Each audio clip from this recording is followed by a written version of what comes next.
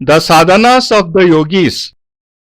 On this land, thousands of yogis are present, engrossed deeply in various sadhanas, that is, meditations and penance. Their faces and their countenance appear so serene and peaceful and without any sign of worry or tension. They are engaged in difficult sadhanas like Urdhvareta sadhana and Brahma sadhana. Some yogis have been in a samadhi trance for several years without caring about their bodies. But their faces glow majestically with a celestial radiance which soothes the souls and gives divine peace to any person who just sits before them. One wishes to freeze such moments and sit in the holy feet of these yogis for days, months, and years. At some places, yagyas, that is, offering of oblations in holy fires while chanting mantras, are being performed, and at other places, senior yogis are explaining the intricacies of sadhanas to their disciples. Some yogis are meditating deeply, and some are sitting in a trance, trying to travel to other places in the universe which have remained altogether unknown for the common men. In fact, the whole atmosphere is replete with divine radiance and spirituality. And in the middle of the Siddhashram is the Kalpavruksha, that is, the divine tree. Any wish expressed by sitting under its shade is fulfilled immediately. Siddhashram is a unique, divine and joyous place, but to visit it, one must first find a guru who can come and go to this sacred place at his will. Paramahams Swami Sachidanandaji, the soul of Siddhashram. Aged thousands of years, Paramahams Swami Sachidanandaji is the founder of the Siddhashram, and its management is also carried out under his reverent and able guidance. He is an ocean of knowledge. His age cannot be calculated, and he has been in existence even before the origination of the human civilizations and has been engrossed in deep sadhanas ever since. The balance between materialism and spirituality in this world is being maintained only by him, where on the one hand material greed has increased so much that wars, fights and skirmishes are going on all over the world. Through his sadhana powers, Swamiji has created a balance by spreading spiritualism so that it does not disappear altogether from the face of the world, so that the human race is not destroyed due to greed and selfishness, and so that the human civilization can remain in existence and make more progress.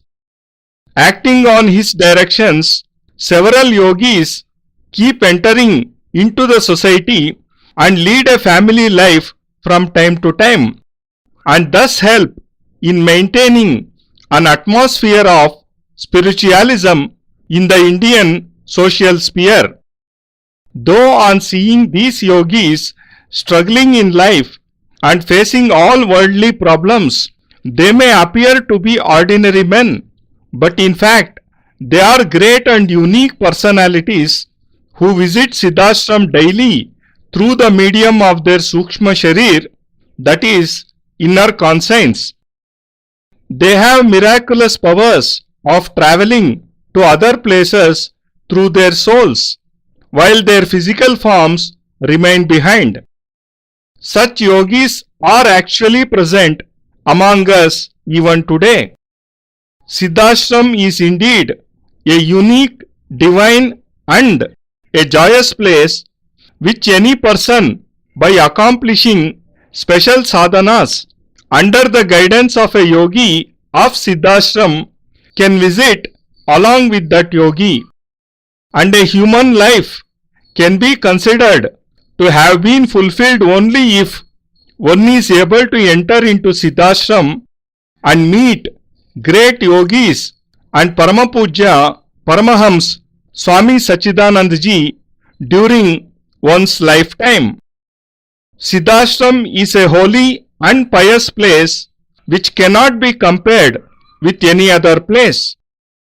Not only humans but even the gods long to visit Siddhashram. One can enter into this divine place by observing some definite rules in one's life.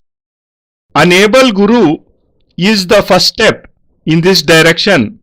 One must find a guru who has visited Siddhashram and has the capability to come and go to this holy place.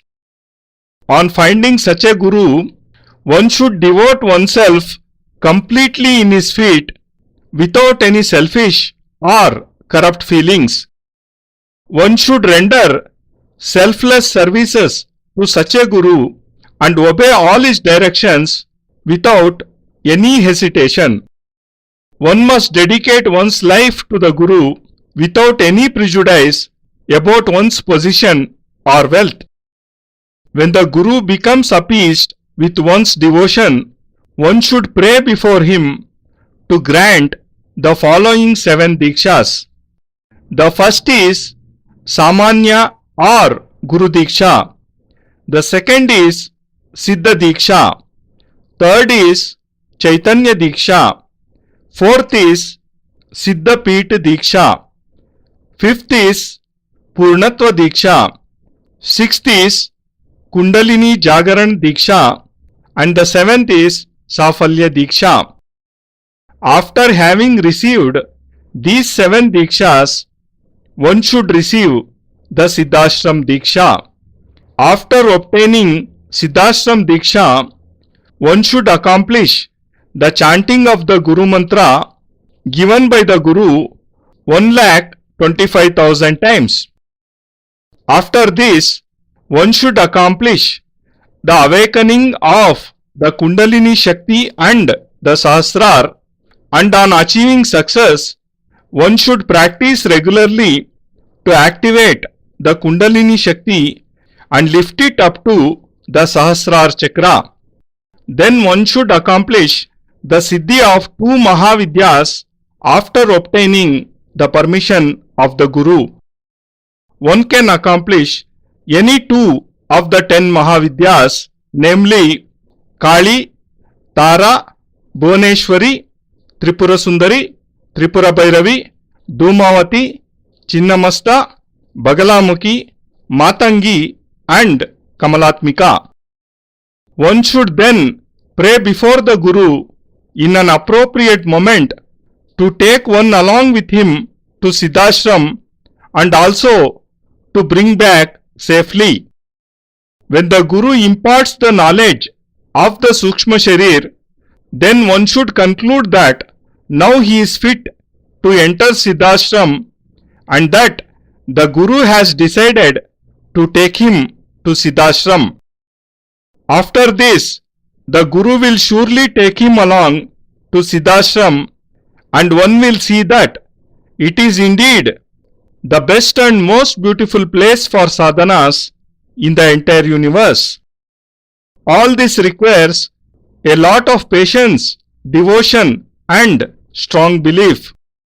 Criticism, arguments and eagerness help in no way, and one can go to Siddhashram only through a Guru's kindness.